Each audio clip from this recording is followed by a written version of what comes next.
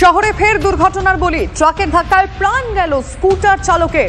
গতকাল রাতে নিউ টাউনের আকাঙ্ক্ষা মোড়ে কি ঘটেছে আমাদের রিপোর্টারের কাছ থেকে জানবো। রঞ্জিত রয়েছেন টেলিফোন লাইনে। রঞ্জিত, দেখো, ফের রাতে শহরে পথ দুর্ঘটনার বলি স্কুটি চালক এবং গতকাল রাতে নিউ টাউনের আকাঙ্ক্ষা মোড়ে বেপরোয়া গতির জেরে দুর্ঘটনা। দ্রুত গতিতে থাকায় ট্রাকটি নিয়ন্ত্রণ হারিয়ে স্কুটিতে ধাক্কা মারে, ছিটকে ট্রাকের নিচেই পড়ে মৃত্যু হয়েছে স্কুটি চালক পার্থদের, বাড়ি ট্যাংরায়, যেটা পুলিশ সূত্র মারফত আমরা জানতে পেরেছি। এবং দ্রুততার সঙ্গে পুলিশ সেই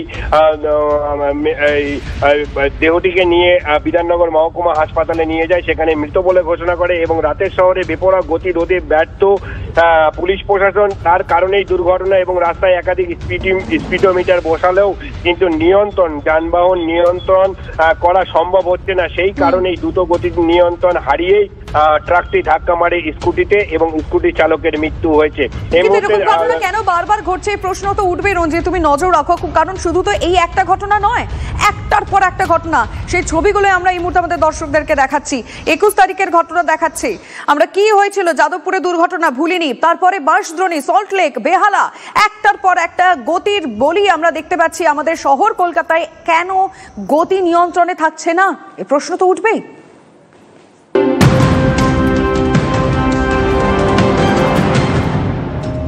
আর এরই মধ্যে খবর আসে, সাত সকালে আবারও অ্যাকশন ইডি।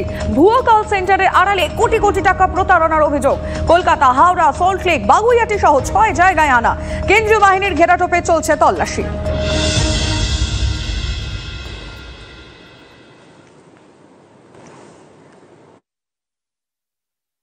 ভুয়ো কল সেন্টারের নাম করে কোটি কোটি টাকা আত্মসাতের অভিযোগ, এবং সেই অভিযোগে ইডির তদন্তকারী আধিকারিকরা কলকাতা সহ হাওড়া, বাগুইআটি মোট 6টি জায়গায় তল্লাশি অভিযান শুরু করেছেন। ইডির তদন্তকারী আধিকারিকদের কাছে বেশ কয়েক মাস আগে থেকেই এই খবর বা এই অভিযোগ আসছিল যে বিভিন্ন জায়গায় কল সেন্টারের নাম করে ভুয়োভাবে টাকা তোলা হচ্ছে।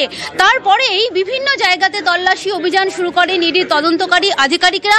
বিভিন্ন সংস্থার নাম করে যে টাকা পয়সা নেওয়া হয়েছে সেই সমস্ত আর্থিক লেনদেনের কাগজপত্র তারা খতিয়ে দেখছেন।